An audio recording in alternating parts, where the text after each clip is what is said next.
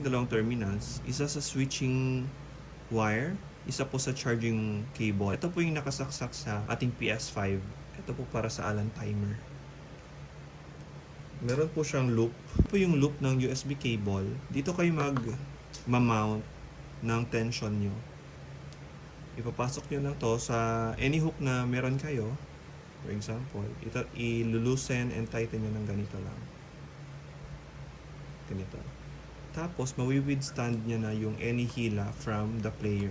Safe po yung switching wire nyo, yung manipis. Safe na po yung switching wire nyo. Yung purpose po bakit ganito yung design is para yung lahat ng tension na hinihila ng player is nasa makapal na wire, which is ang USB cable.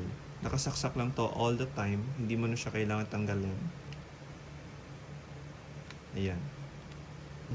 Papasok ng switching natin. And ito po yung sa charging. Sa timer side naman, ito po yung new version.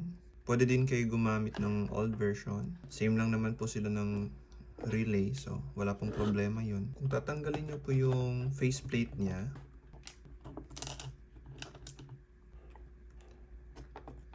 ito po yung itsura ng main board ng timer. Ite-trace nyo lang yung terminals ng dalawang relay nyo.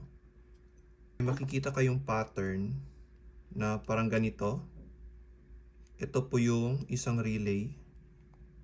And then ito po yung another one. Sa dalawang relay, i-identify natin siya as relay A and relay B.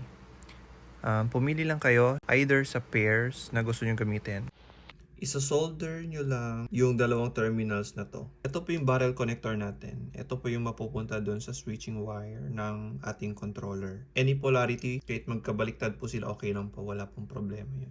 So, kung ibabalik nyo lang din sa faceplate niya, may butas na siya dito, so wala na tayong problema kung saan lalabas yung wire. So, ganito lang.